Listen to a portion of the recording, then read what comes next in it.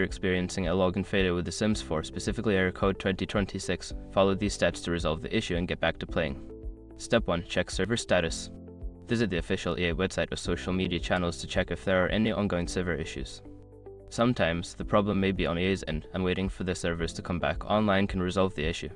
Step 2. Restart your game. Close The Sims 4 completely and restart it. This can help refresh the connection to the EA servers and may resolve temporary login issues.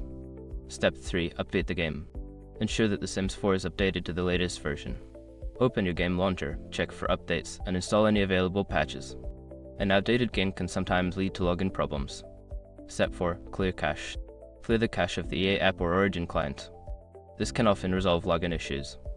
Go to the settings of the app, find the option to clear cache, and follow the prompts to complete the process. Step 5. Reinstall the game. If the previous steps do not work, consider uninstalling and then reinstalling The Sims 4. This can fix any corrupted files that may be causing the login failure. By following these steps, you should be able to resolve the login failure and enjoy playing The Sims 4 again. If problems persist, consider reaching out to EA support for further assistance.